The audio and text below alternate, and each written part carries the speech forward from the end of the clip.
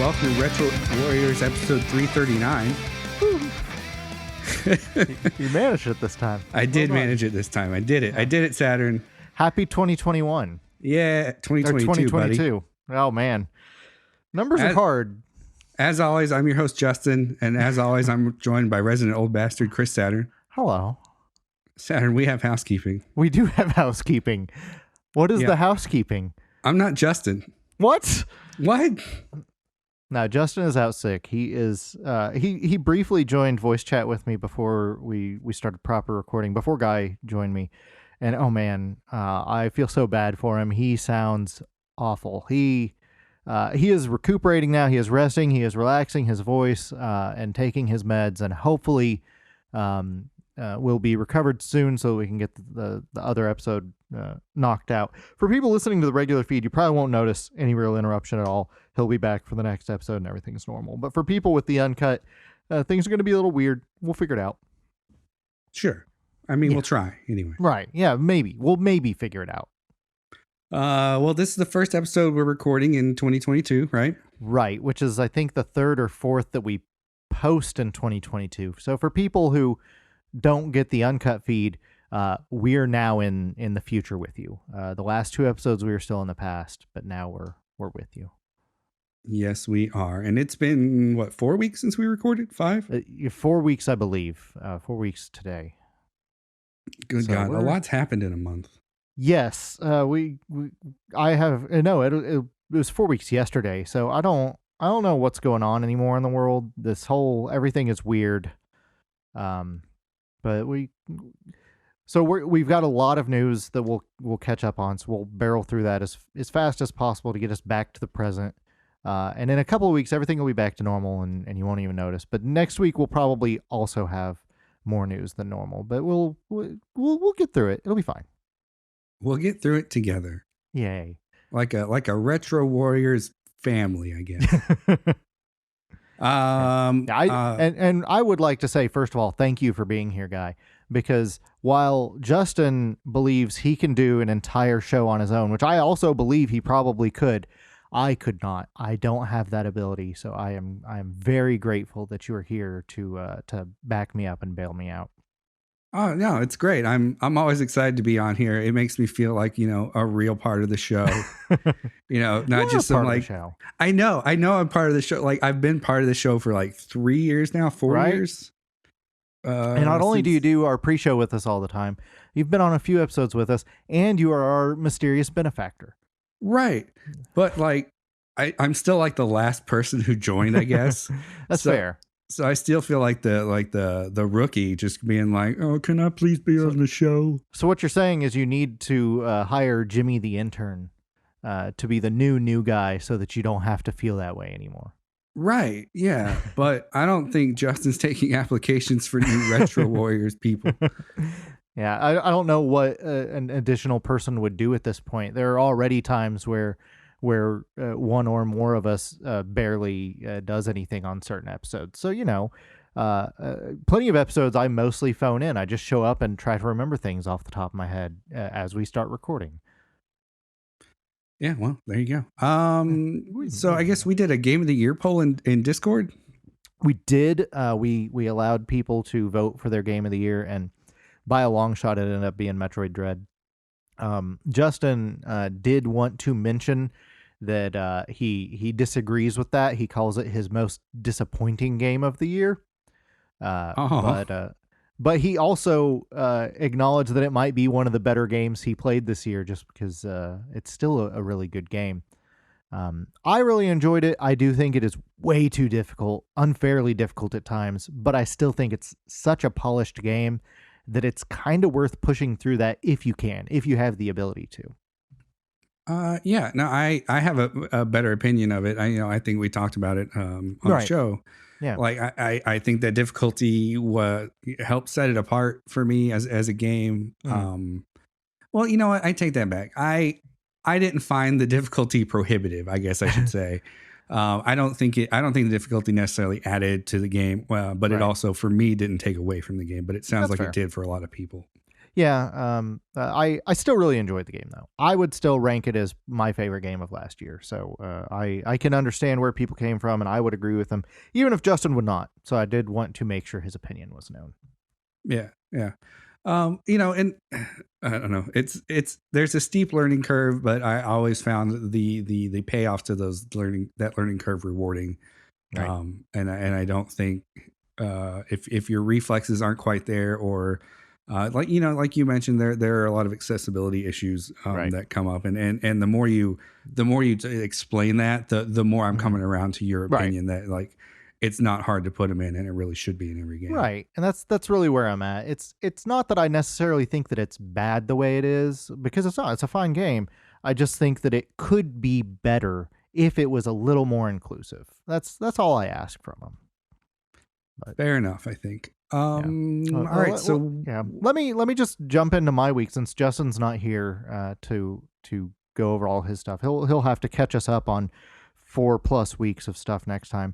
Um, so for me, I spent a lot of the holidays playing games. I finally got a chance to catch up on stuff because I had time off work. Had like 10 days in a row off work. It was fucking great. It was so nice. I sat down and played through all of Control, which I had started like 2.5 years ago. Did you ever play that one? I played through a decent chunk of it. No, I think I got far enough. I don't know. I was like throwing things at Mm. things and then got bored. You got the telekinesis, yeah. Yeah. I've always been a fan of Remedy's storytelling Hmm. in games like Max Payne and Alan Wake. So I'd been meaning to get back to it for a while. It's very X-Files meets SCP Project. It's neat. It's cute. It's really dumb sometimes, but it's very tongue in cheek dumb. Yeah. Like they are in on the joke every time that they're really stupid. Like one of the altered items in there is a rubber duck that if you don't look at it directly, it will teleport to somewhere else in the room. And so you just occasionally encounter a rubber duck at some point in the game. But All right. it's cute. It's fun. I enjoyed it. I continue to be really bad at aiming in every game ever. So anytime a game asks me to aim, I am immediately bad at that game. Fortunately, at some point, Control added in some incredible accessibility options. As far as auto aim, you can turn on invincibility if you want. You can turn on, if you don't want to be invincible, you can make it to where you take a half damage or a quarter damage. You can make it to where your attacks do more damage if you want. There's a ton of accessibility options in there, which I'm always a fan of that. So that's great news. I enjoyed the game. The story was great, and then it just falls off at the end. Like they forgot to write an ending, which thinking back is exactly how Alan Wake ended too. So Well, I'm maybe starting they're all just like elaborate tributes to Monty Python and the Holy Grail. right, yeah. But then I was in the mood for Remedy after that, so I went back and finished Quantum Break, which I had started when I bought my Xbox 5 years ago. Uh huh. And so I played through all of that, and it feels incredibly similar because it's made in the same game engine that Remedy made for Quantum Break and then later used in Control. Gameplay wise, it feels the same, but it doesn't have those accessibility options. So I was frequently way more frustrated. And then it also just kind of farts out at the end. Like, good story, it's getting somewhere, it's building up, it's over. And there's all this stuff they leave unresolved in both games, and it's clear they wanted to set them up for sequels. But at Hmm. least one of them is not getting a sequel because they don't own the rights to it. Oh no. Yeah, that So, sounds yeah. complicated. Yeah, that was a mistake on their end. Still good games. Like the actual gameplay itself was enjoyable. The story up to the end was enjoyable. It's just somebody at their staff really needs to learn how to write an ending. They need to figure out how to resolve things. Right. Uh, There's a bit of an art to writing an ending to a thing where it feels like an ending, but there is an opening for it to continue. Right. right, exactly. And they kind of like it feels like they wanted to do that, but then they Hmm. didn't know how to have a grand finale and still do that, so they just kind of had like a mini finale. It felt like the end of a regular episode of a TV show instead of the end of a self-contained product. Interesting. Yeah, But that sounds sort of weird. frustrating. It was a little frustrating. And the weird thing is, I still enjoyed so much of it that I was like, I want more of this, and I'm upset that it just ended at that point without giving me more. There was some DLC for Control that I played that does give some post game content, and it also kind of farts out at the end. Like it's building up to something new, and it kind of half resolves some other things, but it's building up to something new, and then at the end it's just like, here's a half-ass boss fight and it's over. And did it resolve, or are they waiting for DLC 2? No, they're waiting for sequel. They have already announced the sequel at least, so that's something. Oh, well, okay. What else you been doing? So I did try to finally go to start Judgment, which I was a big fan of the Yakuza series, so I assumed that I would also enjoy this, and I just don't. I don't know what it is about it. It's just so bland and lifeless compared to Yakuza that I gave it like 3 or 4 days, almost 10 hours, and I was just not feeling it, so I just dropped it, and I've not gone back to it. Maybe some other day I'll give it another shot and like it more, but what do you do in it for those of us like sub podcast hosts? So it is a brawler like the old Yakuza games are, where it pretends to be open world, but it's a teeny tiny map. So even if it is open, there's not that many places to go. And like the older Yakuza games, it kind of has JRPG mentality, where you go about and you talk to people and you get into random battles and you get quests and you go complete quests and stuff, which really describes most games, but it does those things in the same kind of pattern that an old JRPG would, but instead of fighting in a JRPG battle system, it's brawler combat. And that's how most of the Yakuza games worked too. And it's made in the same game engine as the Yakuza games. And it's made by the same staff. It even takes place in the same city as Yakuza. So I assumed that I would enjoy it.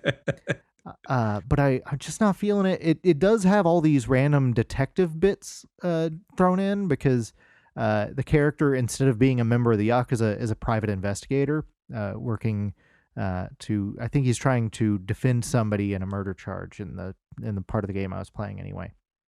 All right. So it's a little bit different take, but just maybe it's the characters or something. I don't know, but I just don't care. I want to, but I don't. Maybe it's not cheesy enough. Like I know that's why like Justin seems to enjoy it. It's just because really wacky cheesy shit happened. Oh yeah, that is definitely something, because it is not nearly as over the top as Yakuza, and maybe I am missing that. Maybe I'm missing that goofiness that Yakuza has. Yeah, that like dash of absurdity. Right. What else? Also, I did play some of the Final Fantasy VI T edition, which is that translation of the Japanese ROM hack of Final Fantasy VI. Right. Why did we need that one?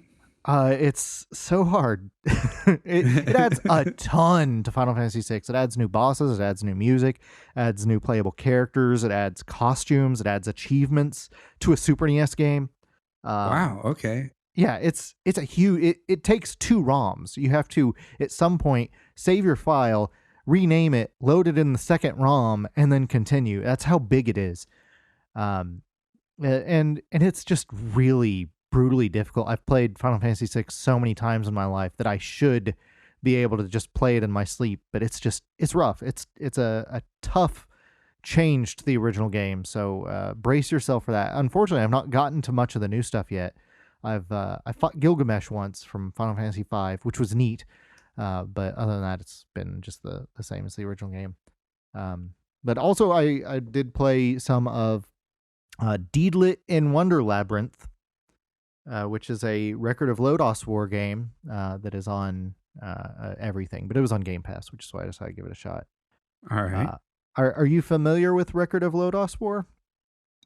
I recognize that some of that is probably words. Yeah, it's an anime. Well, I think it was a manga first, then an anime. But it's okay. So far as I can tell, whoever the author was just really wanted to get his D&D campaign in print, Oh, okay. and so he wrote it out.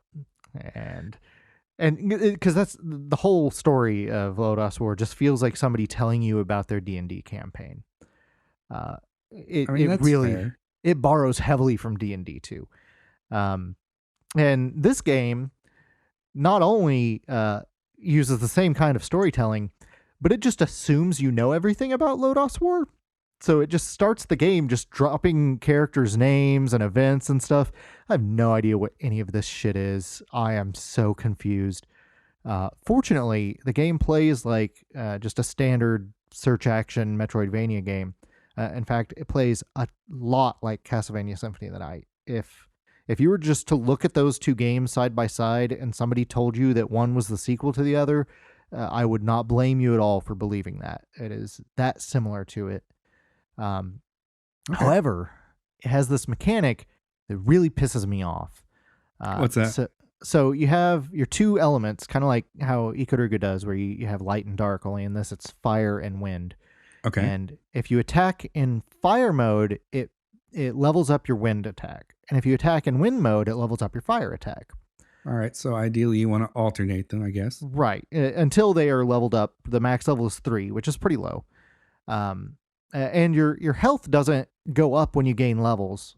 So your health is always pretty low throughout the game, unless you find items that boost your health, and they're very rare. Mm-hmm. So your health stays low, and every time you take damage, if your attack power is at level 3, you start to auto heal. But taking damage reduces your weapon level. Okay. So if you were at level 3, you immediately drop to level 2. So then you can change element to try to heal and build that one back up to level 3. But if you then take damage again, now they're both below level 3. You're not healing, you're low on health, and you're trying to build them back up.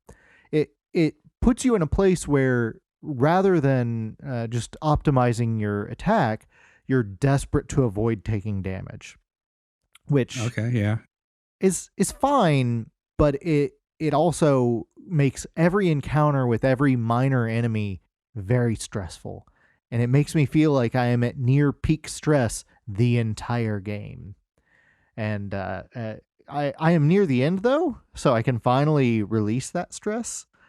But it's a lot. It's a lot to try desperately to avoid taking damage the entire game.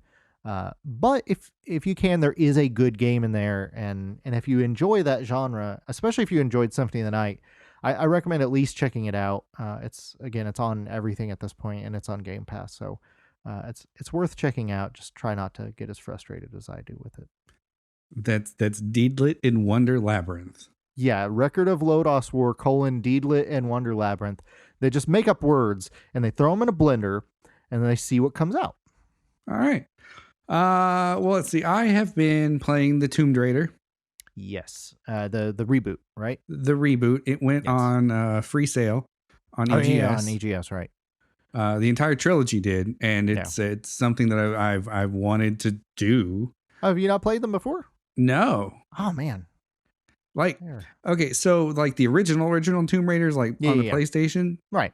I didn't get a PS2 until I think it was like 2007. Oh damn! You missed the entire Tomb Raider window. Right? Yeah, like the PS2 was my first PlayStation console. Dang. Did you have a Dreamcast? No, Dreamcast, no Saturn. Yeah, you missed out on all of the Tomb Raider era. Unless you could have played it on PC, I guess, but why would you do that?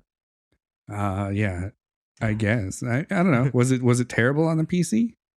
I hear it's a good port. I didn't play it myself because I prefer that kind of game with a gamepad.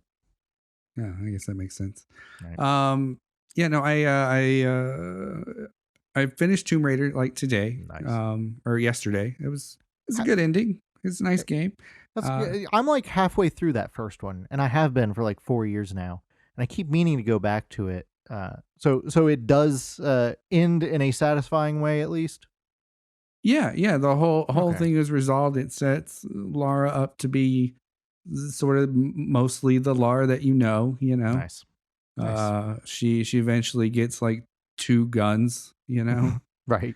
Um, but She it's becomes her fun. iconic self. Becomes closer to our iconic stuff. I think, if I'm not mistaken, the entire trilogy Mhm. is what leads up to that.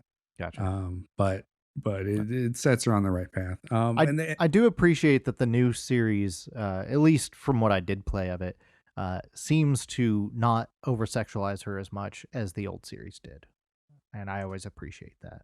yeah, dude, it did like kick off like some existential crisis stuff. Like, I promise you're not going to miss Justin that much. I'm just like him. It's like when you're like there's a part of it where you're like sliding down this like waterfall almost. Yeah, I died there a lot. Right. And so you gotta like slide left and right, and if you don't, then you just get your head like impaled in Yeah. spikes. And if you're not familiar with it, go look for Conan O'Brien's video on that. He doesn't play a lot of video games, and he watched somebody play some Tomb Raider, and he watched her die there over and over again. You can see him viscerally reacting to it. It's hilarious. Yeah, it's not so. And then let's see, I did Shadow of the Tomb Raider or whatever the second one is. Rise is the second one, I believe. Rise of the Tomb Raider. I started that, did kind of the prologue. I started Mass Effect since it went on Game Pass. I don't know. Did you play Mass Effect back in the day? No. Oh, I could not get into it. That's right. You felt lied to, isn't that? I did not enjoy it at all. I was so angry. They're like, it's an RPG, and I'm like, why am I shooting people and with gun? What is going on here? I was not happy. Yeah. I can imagine like going back and playing, because I haven't played it in a long time. Right. Like going back and playing and imagining somebody who is expecting a JRPG type experience, and then immediately you're like pulling out guns and shit. Yeah, I was unhappy. I was so unhappy. Poor little like 20-year-old Saturn. I was way older than 20 when the Xbox 360 came out. Whatever. We're pretending today, okay? We're playing pretend. I think Justin would have been about 20 when that game came out. Let's see. Mass Effect came out, what, 2007? So that would have made me 25, somewhere in there, 25, 26 when that game came out. Yeah, I guess that's true. I don't know why I was thinking it was like 2000. No, that's you know why I Saturn? Because when you get old, everything happened in like 2000. Right. Yeah, the older you get, the more things just lump into decades instead of years. Yeah, no, that's absolutely true. God, it's gonna be like the old person show all of a sudden. Don't worry, we'll get to more too. old person later. Yes, second chapter. Yeah. I started second chapter Nice. over the holidays. I think I made it back to whatever the first city is. I'm in there. On like this. Oh, I'm about to go to the Royal Academy. That's where I'm at. Yeah, nice. Or not the Royal Academy, whatever that's called. Yeah, the I think it is considered the Royal Academy, the Janus Royal Academy or whatever. Oh, is that what it is? Okay. Right. I like the character Annalise in that game. I think that's how you say her name. I don't know. But she's one of the rare super positive, optimistic characters in games that I really enjoy. Yeah. Because she feels like she has a hint of realism about it. Like she knows that shit can be way worse, and she knows that she is a bit naive about things, and yet she is still optimistic, and I appreciate that. Even if that is not at all who I am, I still appreciate that. Yeah. Who did you choose to go to town with you the first time? I think I went with Agate the first time. I went the opposite direction. With Shara? Yep. I don't know. I like Cher as a character. Agate gets irritating. I don't know. Agate's a pain in the ass. He gets better as the series goes on, but yeah, he's a super pain in the ass at that point. That's good. I'm still trying to figure out. I think they mentioned Phantom Thief B finally. Yeah. Right. And who you already know from a later game. Right, who I already know from a later game. So I'm ready for him to show up. I'm like, come on, please. Yeah, any minute now. I'm excited. I'm still like waiting on your spoiler about what's his face too. You know, Yeah. and I can't help but think they're fucking related, but we'll see. Yeah. We'll see. Yeah, you'll see. You'll see soon. Well, let's do news, dude. Go ahead. Yeah, there's a lot. Let me try to barrel through this real quick. First of all, PC games cost $70 now, thanks to Square Enix. They released Final Fantasy VII R and have announced Forspoken. Both are going to be $70. Well, at least Which, it's a high quality game that everybody liked, right? yeah, definitely. So that's the worrying part is FF7R is considered a really bad port, which is unfortunate because it's a really good game, and it's sad that PC gamers are stuck with a comparatively bad port. And Wait, while when did you decide it was a really good game? I liked the game, I just hated its difficulty and also the hard mode. I also hate the hard mode. But the actual game itself, I enjoy. I just don't like its difficulty or its combat or its lack of accessibility. If you can just squeeze or those little things in there. or its art direction or storytelling No, or I actually really liked the storytelling. I thought that was excellent. I thought, and also the characterization I thought was excellent in 7R. It made me care about characters I hated in the original. So props to them for that. oh yeah. No, I enjoyed Final Fantasy 7R. Anyway, you were saying. Yeah, while I'm bitching about Square Enix, let me just go through some other shit. There will be DLC included with the digital deluxe edition of Final Fantasy Origins Stranger of Paradise that will never be made available to purchase for people who buy the game physically. That's shitty. Also, that's terrible. yeah, also they have promised to implement NFTs in upcoming games, despite the fact that they know that some players who, quote, play to have fun won't like them. Yeah, which players are those that are playing to have fun? Isn't that supposed to be like Everyone? all of them? Yeah. Yeah, I think everyone. But no, they specified that some players will want to play to earn. I'm like, no, that's not. Just fuck off, Square Enix. Yeah, I don't need my gaming to be my job. Damn it. Right? Seriously. And then also, this one's still a rumor, so this may not pan out, but it is rumored now that they are going to make Final Fantasy PlayStation and Epic Game Store exclusive for the foreseeable future, which that will really frustrate me because I hate exclusivity on anything. But hopefully that is still just a rumor and will not pan out. But, yeah. also, I mean, hopefully. I don't know. Yeah. Like, I don't mind, personally, I don't mind exclusivity on the Xbox simply because if it's exclusive on Xbox, it's probably also on Game Pass. right, yeah, it'll end up on PC and you can stream it over Game Pass so that you can play it even if you don't own an Xbox. So Yeah. that gives some other options. I still don't want exclusivity there, but they are at least trying to open that up a little bit. I'll give them I hesitate to give Microsoft credit because I know that they could just flip any minute now and go back to being assholes. I lived through the Windows 98 era. Well, we're about to live through the Windows 11 era. There's no stopping that train. Yeah, seriously. Anyway, there's been a kernel exploit found for the PS4. If you have firmware 9.0 or lower on your PS4, they have released custom firmware that can be installed. Very exciting as far as preservation goes, as far as hacking goes, as far as just playing with the system for emulators and stuff goes. My console was already newer than that when I looked at it, so I'm out of luck there, but there will probably be a downgrade at some point. One can hope. Yeah. A man with an axe attacked an arcade in New Orleans, destroying classic arcade machines, but more importantly, terrorizing staff and patrons. He was later found. I think that they did a GoFundMe to try to replace those machines, but man, that's tragic, both for the people who had to live through it and also for these classic arcade machines that were destroyed. Yeah, I mean, was there a GoFundMe for like the mental health of the staff and patrons or just the machines? No, I think they're trying a civil lawsuit against the perpetrator for that part. Well, I mean, I guess that's good. But again, the kind of person that goes on like a axe bender at an arcade doesn't really seem like somebody who's going to pay well. Yeah. I fear for all the poor people who had to deal with that. Scientists have trained rats to play Doom 2. Wait, how did And you do some research on this? yeah, they have little rat controls, and they Uh-huh. have trained the rats to play Doom 2. And get this, they want to stream it on Twitch. I would watch that. I would absolutely watch rats playing Doom 2. I would just watch a stream of rats. If you just show me rats doing cute rat things, I'll probably watch that. But if one of those cute rat things is playing Doom 2, I don't know how I could not watch that.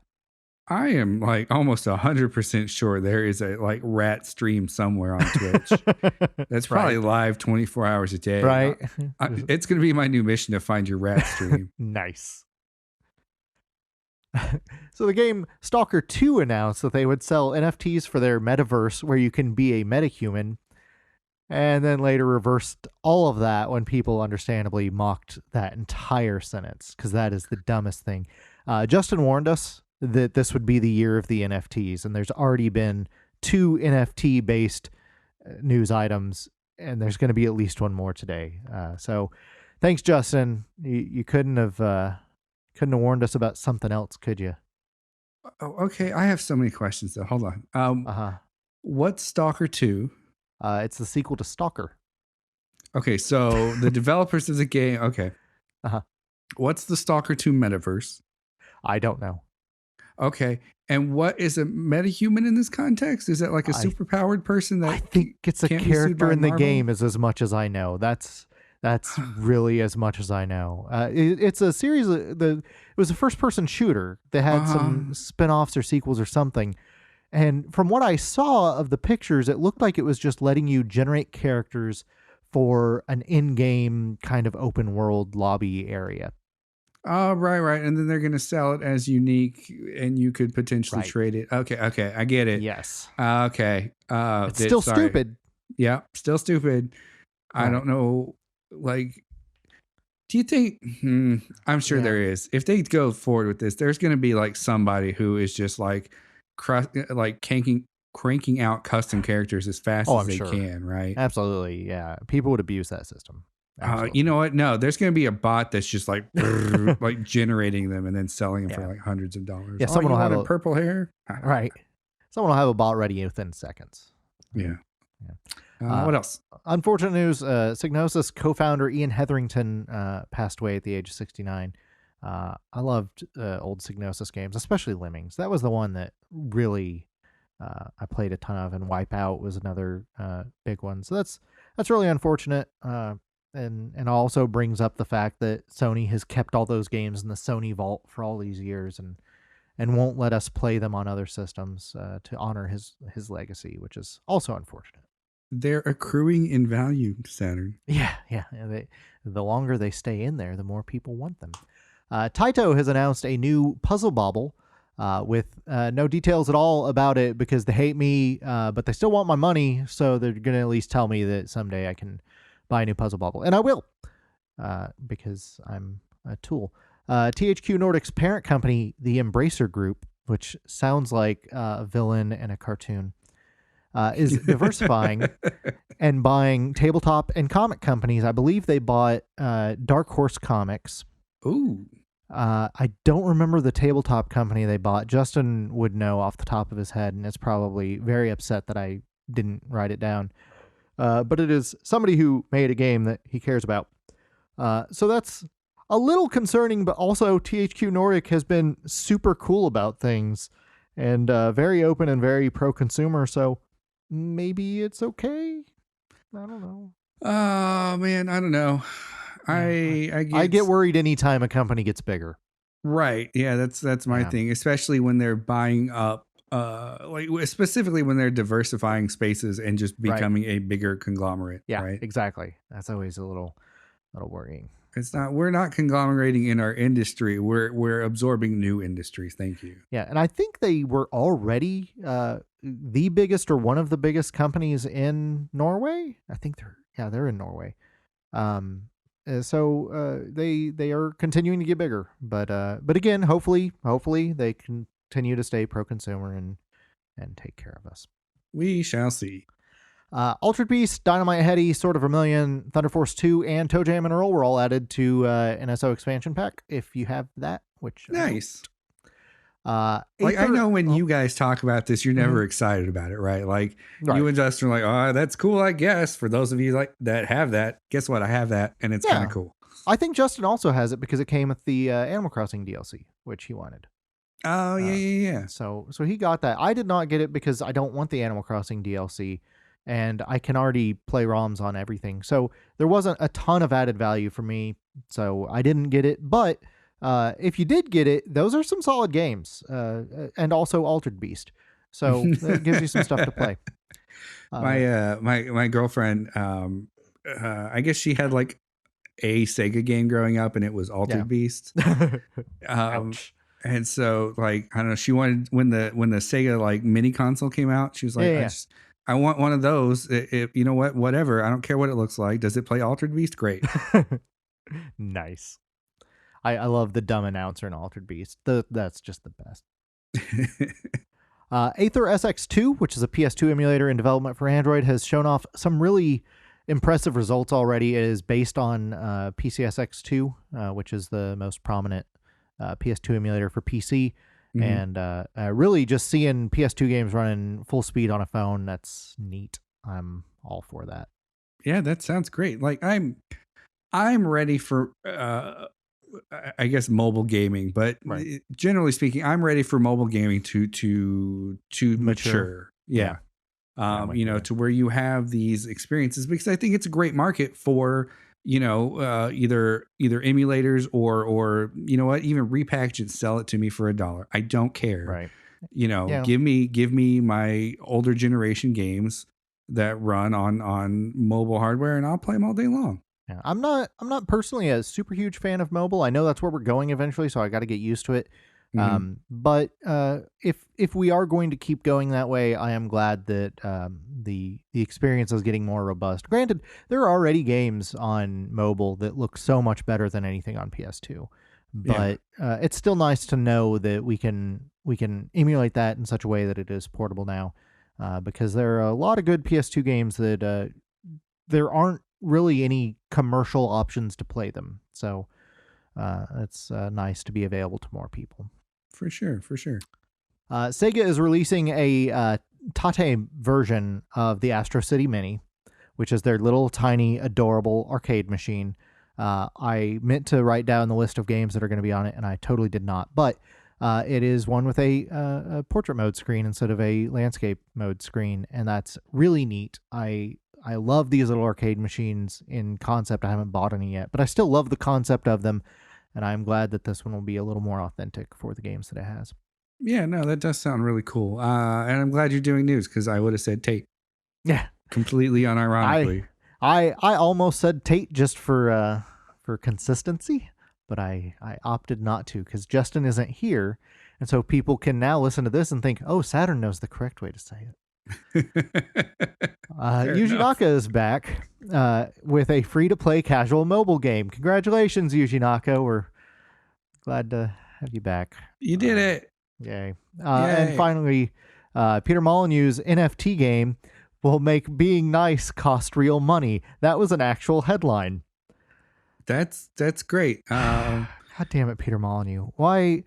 Every time I see his name in a headline, I immediately know to be disappointed. But this time, I was disappointed before I had to read anything beyond the headline.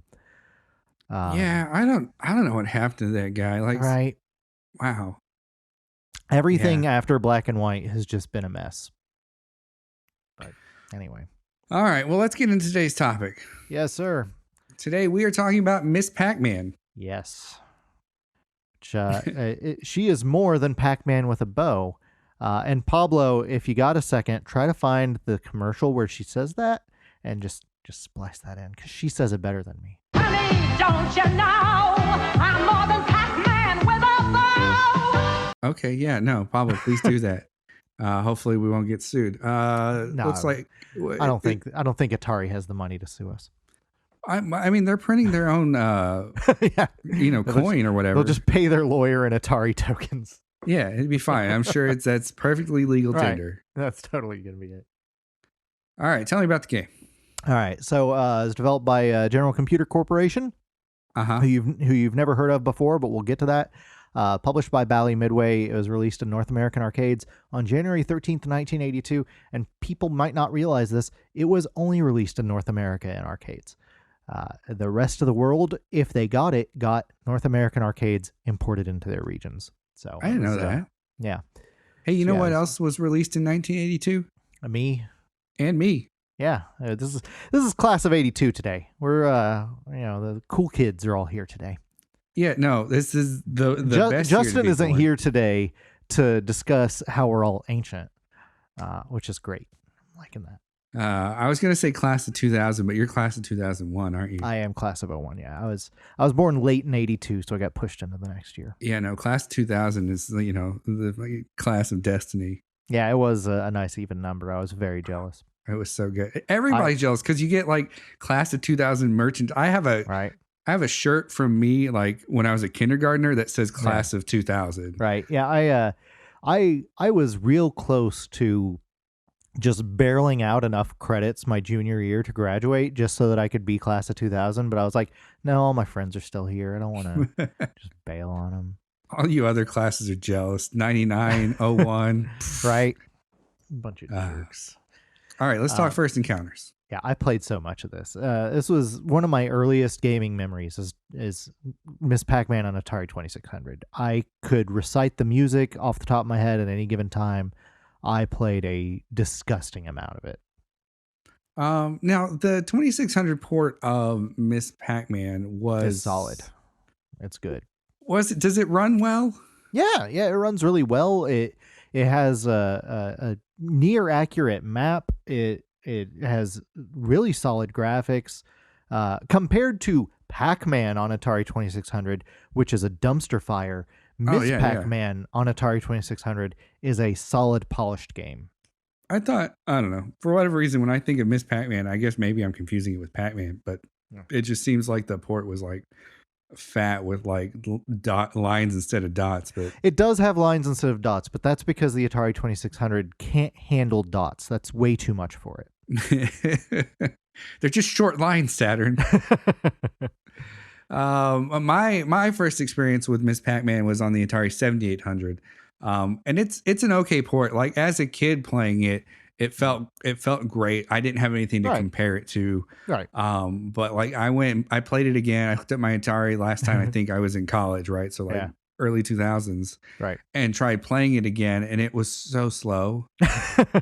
It's the slowest thing. Like it looks nice and it looks the way that I remember it. But it's I guess there is a gap between what I remember it being or what I experienced when I was a kid, and then like whatever gap it was to get to an arcade.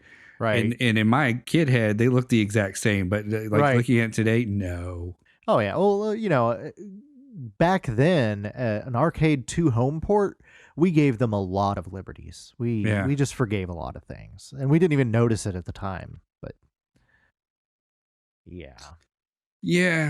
All right. So development. Yes. So this is weird. So I got a lot of this information from a GDC talk that developer Steve Golson gave in 2016. You can actually watch this entire GDC talk on YouTube if you so choose. He sounds upset about it, by the way. So brace yourself for that. So just in brief, what led to it, Pac-Man was, of course, a game by Namco that was released internationally by Bally Midway, and it was pretty popular. You probably heard of it. You probably have a copy of it somewhere on something. And, maybe you had Pac-Man fever at one point. If so, I hope you recovered. I think that's what Justin has right now. He is sick with Pac-Man fever because of this topic, and we are hoping he recovers soon. I knew this topic was a curse. Right. As older arcade machines would start to wane in popularity in the early 80s, arcade operators would try to find ways to continue to make revenue off of these older machines. Just like today, a game comes out for 3 or 4 months, people love it, and then after that, they forget about it. And that would happen with the arcades. So arcade owners were trying to find some way to keep making money off of these, and because of that, this industry of conversion kits was formed, which was basically early ROM hacks or mods made by hobbyists that would change up a game, either changing the graphics or most frequently making it faster or more difficult or both. And you would see these for a bunch of games back then. You'd go into an arcade and feel like this was the off-brand version of the game, but really it was the same game with a conversion kit. And yeah, didn't you guys talk about that a little bit with like Space Invaders? Yeah, definitely with Space Invaders. Just a ton of conversions for Space Invaders. Also, just a ton of rip-offs of Space Invaders. Every company wanted to make a fucking Space Invaders. I still like Pepsi Space Invaders, but anyway, yeah, Pepsi Invaders is great. One of the companies that was making conversion kits was General Computer Corporation. They were developing a conversion kit of Pac-Man that they were calling Crazy Auto. However, they were getting sued by Atari over a missile command conversion, and they eventually settled out of court. And part of the settlement was if they wanted to make any more conversion kits and sell them, they had to get the publisher's permission. Okay, yeah. And Atari thought that was just like, nobody's going to agree to that. That's the death knell. You're done. You're not getting it. And one of the managers for GCC, he decided he would just contact Midway about making this Pac-Man kit. And the way he approached it was, well, we just settled this case with Atari. We basically won. I'm just giving you permission. You know, if you want to make it official, you can, but I'm going to do it anyway, and you're going to lose all this money, which was all a lie. Right. But that's how he approached it. But surprisingly, Midway was desperate for it. They were like, no, how about instead of you selling it, you come work for us, and we sell it together, paying you for it. They're like, oh, that's a thing? We can do that? So Midway hired them to make an official sequel to Pac-Man out of this conversion kit they were working on. Yeah, I'm fine with that. Yeah. No. Right. So the original builds, now that they didn't have to call it something dumb, they were going to call it Super Pac-Man. But Namco. So they decided on something dumb. Yeah, they decided on something else that was dumb. Namco was like, no, we're already using that name for a different, unrelated Pac-Man sequel. You have to change it. So they tossed around some ideas, and finally somebody between Midway and Namco was like, girls like Pac-Man, make a lady Pac-Man. And Perfect. yes, the early names that they had were Pac-Woman, Mrs. Pac-Man, or Miss Pac-Man, MISS, Miss. Right, yeah. And then eventually they did settle on Ms. Pac-Man because they didn't want her marital status to be implied. Didn't they write like a marital status into the game? Yeah, well, the thing is, at the beginning of the game, she doesn't know Pac-Man yet. And then they meet and they fall in love. And then by the end of the game, they've had a baby. And they were like, well, we can't call her Mrs. because she's not yet met Pac-Man at the beginning. But we can't call her Miss because she has a baby at the end. And we can't let an unmarried woman in 1982 have a baby. That's impossible. So they split the difference with Ms. Because all right. I mean, I guess that's a decision, and that's how the world worked in 1982. And you know what? At the end of the day, everybody knows Miss Pac-Man. So, right, yeah, we're all familiar with it. According to GCC staff, Namco's Masaya Nakamura was involved with the development of Miss Pac-Man pretty much the whole time. There were rumors for years that this was just some unauthorized thing that Midway put out. But no, they had Namco on board the whole time. He signed off on the changes they made. He even gave input on how the character's appearance would be designed. They originally gave her hair. Oh, no. And he was like, that looks terrible. Kill the hair. And that's how we got... we can't. It's sentient now. Right. Who approved her sexy legs on the cabinet? I have to assume that was all Midway. That had to have been Midway. They didn't specify, though. Oh, well, fair enough. Yeah. Well, let's talk presentation. Yeah. So it looks like Pac-Man. Oh, it does? It does. It's built on the same hardware, so that makes sense. However, there are now 4 mazes, and they each have their own color. The original Pac-Man only had the one maze, and it was blue, one maze. Right? Yeah, it was always blue. This one starts with pink, and then it goes blue and then it gets to other There's stuff that's too hard for me to get to. Yeah, there's like a greenish one. Yeah, I think there's green and red. I don't know. I don't know. It gets starts really off- hard. I'm not It good starts at off it. pink, right? Yeah. Yes, it does start pink. Pink is the first one. And Miss Pac-Man sprite has more detail than Pac-Man sprite did.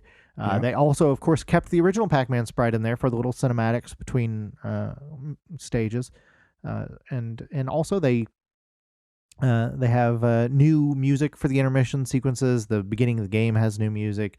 There's new sound effects for things like when you get eaten.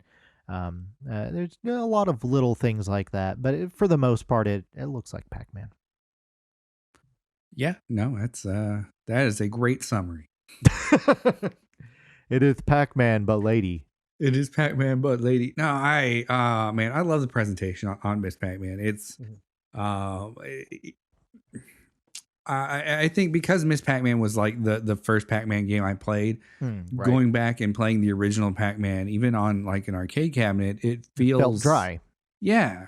It feels like it's not as good. Right. And I think a lot of that has to do with the presentation and the varied colors. You have your different fruits and stuff, and Right. They definitely cleaned it up a lot when they made the semi sequel.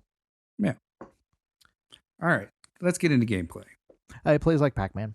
It's you still collect pellets and you try to avoid ghosts, and you eat power pellets, and then you can eat the ghosts, so you don't have to avoid them anymore. So yeah, it's gameplay wise is more or less identical to Pac-Man. There are some new things, like we mentioned. There are now 4 mazes, and there are now some of the mazes have multiple tunnels, but the tunnels are all in different locations than they were in the original game.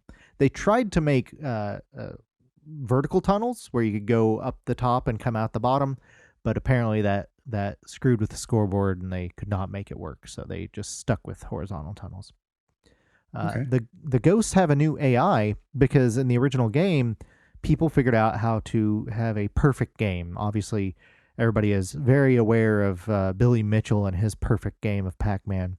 And there were already books released by 1982 about how to perfect Pac-Man and get the perfect score. And they didn't want people to be perfect, so they changed up the AI for the ghosts to add more randomization. Whereas originally they followed a set pattern all the time. Now there are occasionally times in Miss Pac-Man where they will do the opposite of what they're supposed to do, and it triggers quasi-randomly. So you can't just know what's going to happen before it happens. So it's much more difficult to get a perfect game. That's good. We were having a discussion earlier about game difficulty, and when I said that the difficulty didn't add anything to the game, but it didn't take anything away either. And I think in this case that difficulty was clearly it was intentional, but it did add to the game. It made a more exciting game. Yeah, it made a game that was less predictable. So there is that, and the home ports, which we'll mention later, they added difficulty levels. Like Atari's ports, you could choose how many ghosts you wanted, and you could play a game with just one ghost, and it was so easy. But yeah, in the arcade version, it definitely was more difficult than the original Pac-Man was. Also, the fruit bounces through the maze now instead of just staying static in one place.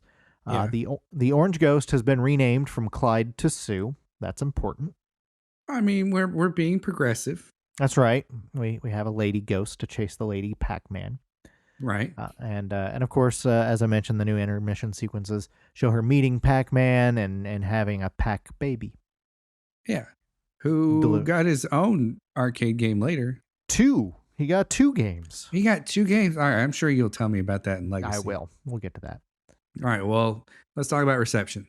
It sold gangbusters. It sold 125,000 cabinets between 82 and 88, and it grossed $1.5 billion by 95.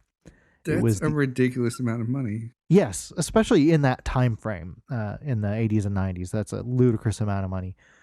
It was the highest selling arcade cabinet of 82. Various magazines ranked it in the top 2 highest grossing arcade cabinets of the year, either that or Donkey Kong, depending on the source you're going with. And of course, the ports to the home consoles were very well received. Atari ported the game to their consoles and PCs. They later, Atari Games ported it to the NES and the Genesis, and it has since been on just about everything. So it's all over the place. But it's generally always been received very well. You are hard pressed to find negative reviews of Ms. Pac-Man. Man, God, I love this game so much. I need to play it more. I think I don't know if I need to get. I threw like 2 or 3 hours into the Xbox version the other day just to get myself in the mood for the episode. Yeah, that may be what I have to do, because like Right.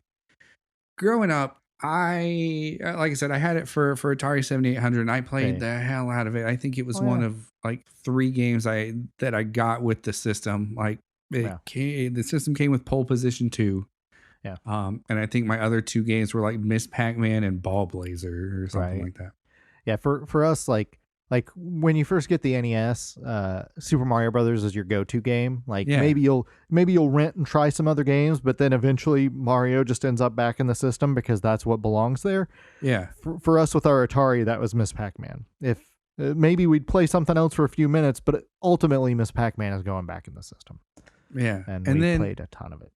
and then at my daycare, because my dad was a single dad, Yeah, so I was at daycare a lot, like through the school year, through the summers, what have you.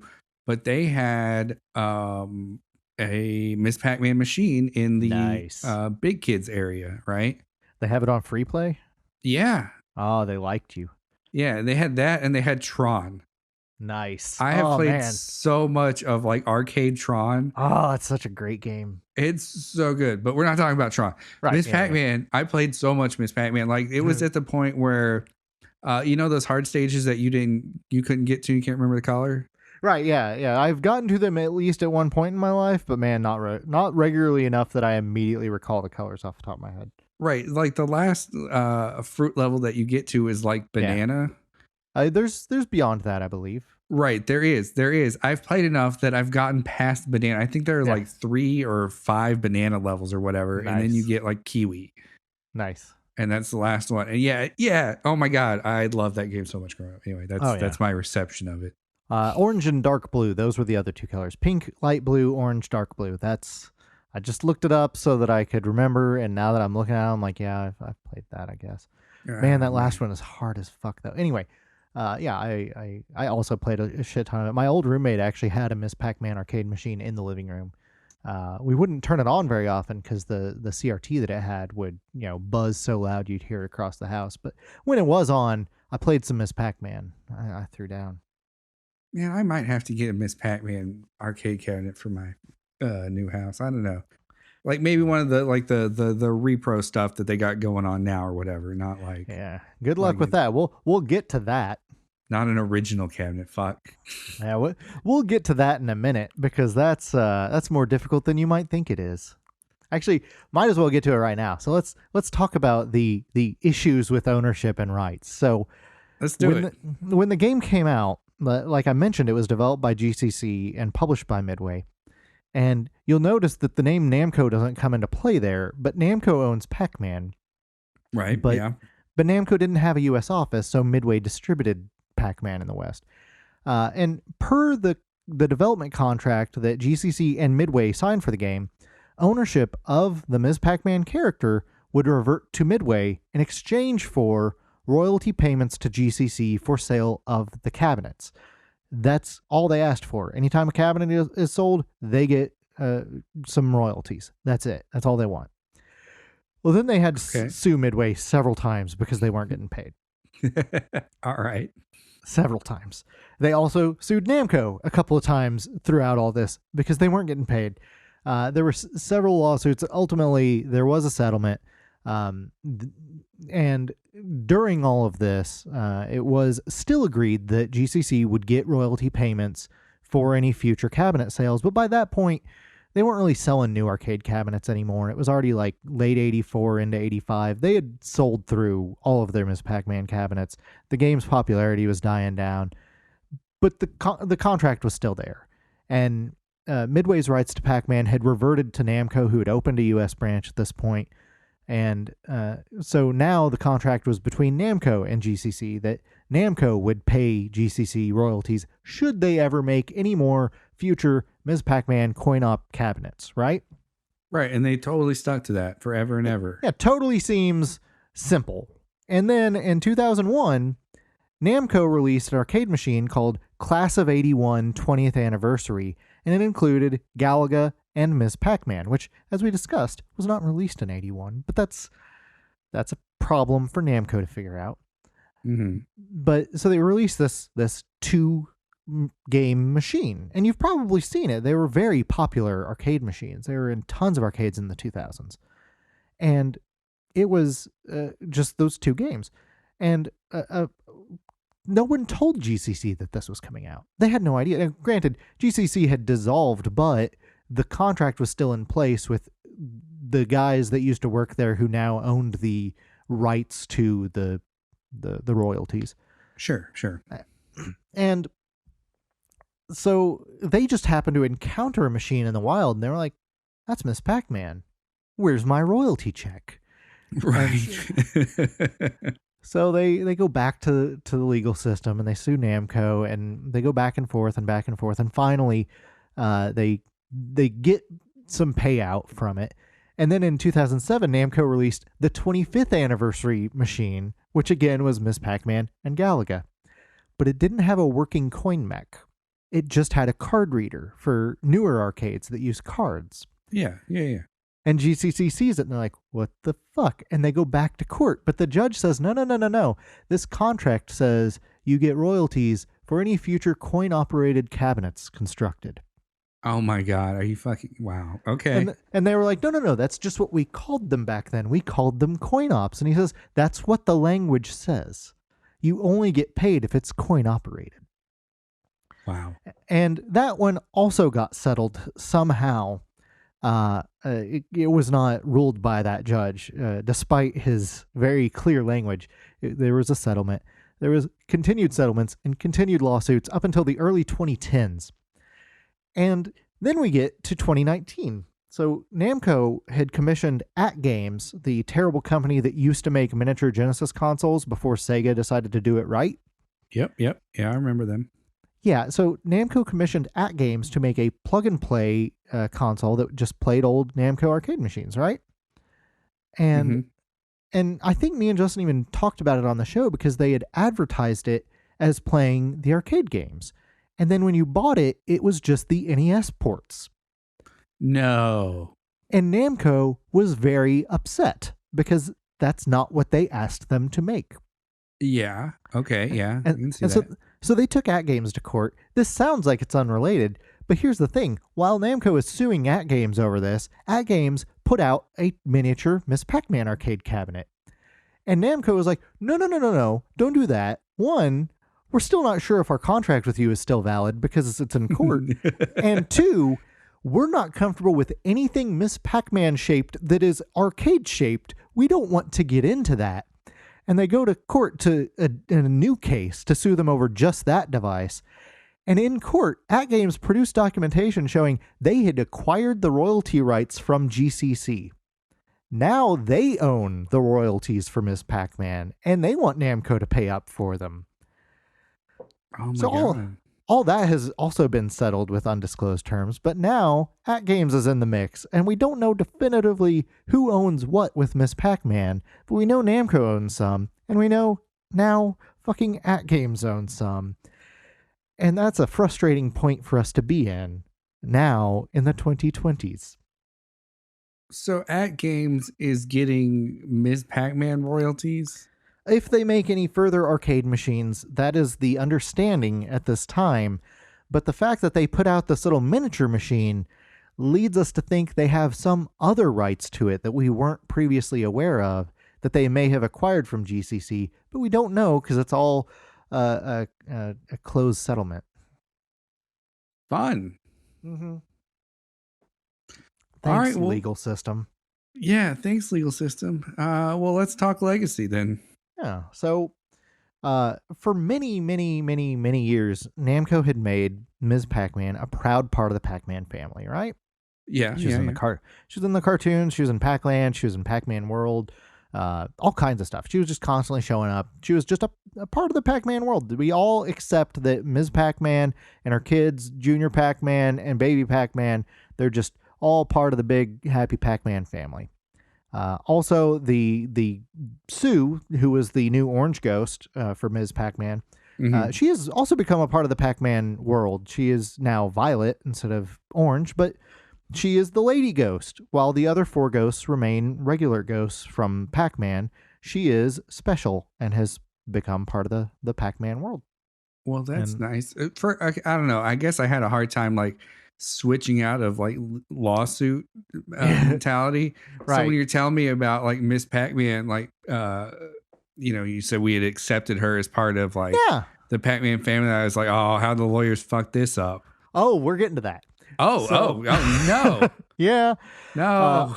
Also, of course, there were ports of Miss Pac-Man to fucking everything. It's been released on so many things. I checked GameFAQs. It lists at least 28 ports of the game released to various devices and consoles. The Genesis port specifically of Miss Pac-Man remained one of the highest selling games on that console through the end of the system's life. In the late 90s, Miss Pac-Man was still selling really well on Genesis. It's a good game. It is. It's a very solid game. Namco regularly put Ms. Pac-Man in the Namco Museum collections throughout the 90s and early 2000s, though she's been conspicuously absent lately. There was a new game released called Ms. Pac-Man Maze Madness on the N64 in the late 90s. It was also on PS1, Dreamcast, and GBA. It was also followed by another game that Atari put out called Ms. Pac-Man Quest for the Golden Maze on PC, which is weird. I don't know why Atari was involved. What was that game? Was it like a 3D platformer or something dumb? No, it was like a 3D version of regular Ms. Pac-Man. Oh, that sounds awful. No, it was just regular Ms. Pac-Man, but with polygon graphics. Okay. That's pretty much all it is. And it was sold on PC for $20 fucking. Anyway. There is currently a standalone SKU of Ms. Pac-Man available on every major console and on Steam for $4. I saw it on sale the other day for $2. So it's out there. You can get it if you want. However, following GCC's lawsuit in 2002, Namco began phasing Ms. Pac-Man out of the Pac universe, along with other Western developed characters like Junior Pac-Man and Baby Pac-Man. And the reason is because it turns out that contract didn't just say that they got royalties from the coin-op sales, but also from any other yet to be mentioned digital distribution. Oh, no. And it said that in the 80s. So they were thinking of something. Based on consensus, again, without knowing precisely what their lawyers have said, that implies that AtGames gets money for every digital sale of Ms. Pac-Man, which is why she is no longer in Namco museums anymore. You have to buy her separately if you want to get her. So are you telling me that if I go and buy Ms. Pac-Man for my Xbox right now, I am supporting AtGames making shitty cabinets? It sounds like it. It sounds like you're giving AtGames money to make little miniature garbage consoles. Oh, God bless it. Yeah.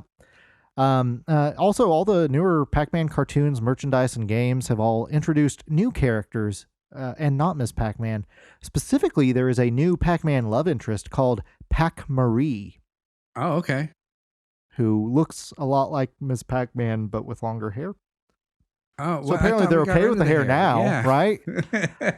There was also a nearly identical character they used in a mobile game called Pacman Girl, which is the stupidest name they could have come up with. I'm just saying. They could have called her Pac Girl. You could have called her Pac Girl, but no, Pacman Girl. That's stupid. That's a dumb name. Is that her last name? Is her last name Girl? Yeah, that's probably her last name. Her first name Pac-Man. Her middle name is Witherspoon. Well, maybe maybe she's from a country where they do the names like backwards. Oh, yeah. Her family name is first and personal name is second. So her real name is Girl Pac-Man. Yeah. she's girl of the Pac-Man clan. Yeah, she is a member, a subsidiary of the Tojo clan. Oh man, that makes me sad. Okay. Yeah. Well, are the ports are the modern ports good? Yeah. The current port is just a straight arcade emulation, so it is identical and accurate to the arcade version. So that is something. Well, that is something, yeah. Yeah. And the thing is, I always want to support people who make games, and I think that the people who make games should get paid for it. And so I am torn on this because the guys at GCC did make this. They were the ones who created Miss Pac-Man, and so they deserve to be paid for it. And Namco should have been paying them the whole time. I am going to say that outright, but it also kind of feels like they've been a little bit of a bad guy in this and preventing Namco from continuing to embrace the character.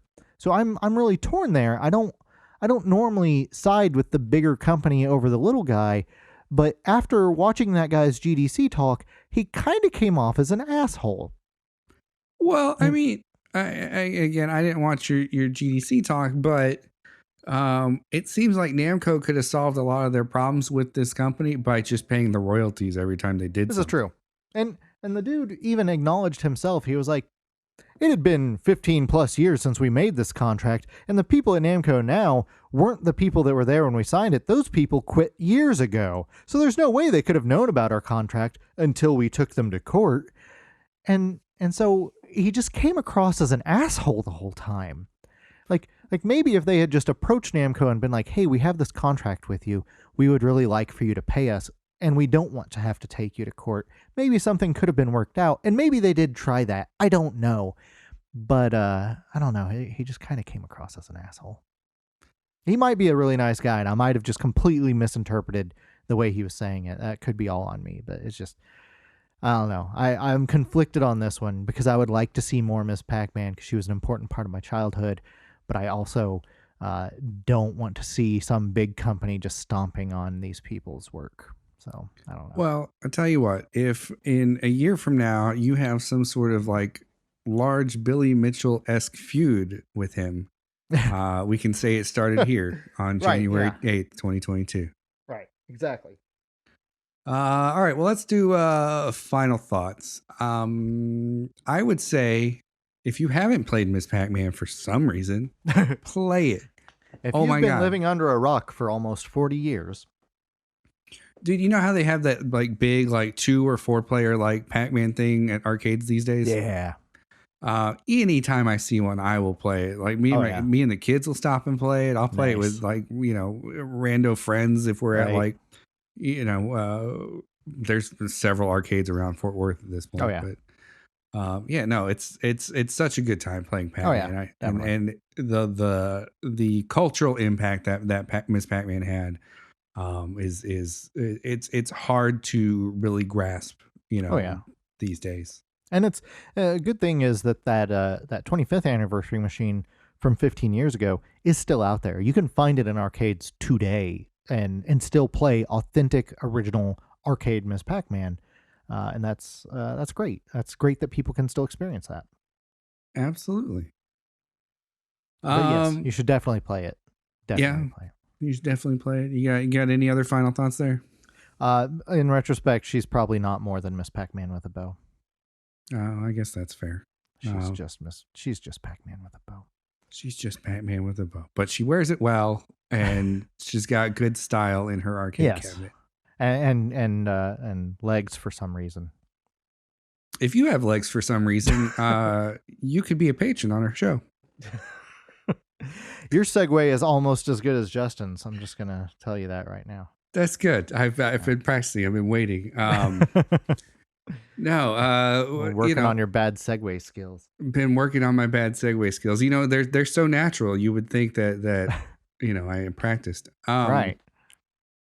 But no, if you would like to support us financially, you can do so over at patreon.com/retrowarriors. Indeed. Let's give you access to our early uncut episodes. It'll get you access to Talking Wizards. Depending on the tier you get, you also get access to After Hours, our monthly discussion show where we talk the business side of things. Yeah, if you want an off the wall, off the rail show that has very little to do with what we say, it actually has to do with. Yeah, that's what After Hours is for. Yeah, you should check out that tier. It's pretty good. Definitely, absolutely. All right, well, let's thank some people. Yeah. So this week we want to thank the following people for helping make the show possible. You want to get started, or should I go first? Yeah, I'll get started. Let's thank Leo Lobato here. And Steve Duke. Hum the entire theme tune for Airwolf, please. Guess what? That's as much as you get. Yeah, see, I didn't even know that. I would have just... That was the best TV theme song anyway. Also, Sharp Cheddar. Chris Minochi. Novocaine FS. Edward Majewski Jr. Rob Powers.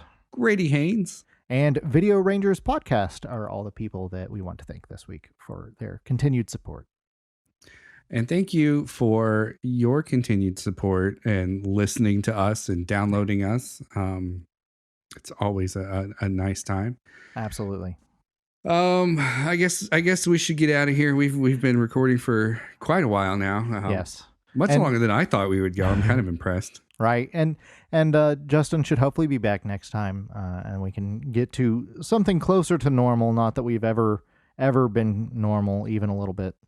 Dude, that's all I want is a little normal. I've been waiting for a little normal for years at this point. Someday in the far-flung future, we'll find something like normal again.